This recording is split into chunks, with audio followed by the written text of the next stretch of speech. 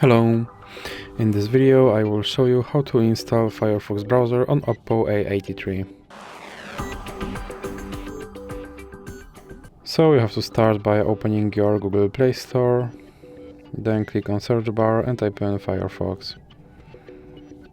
Now click search and click install.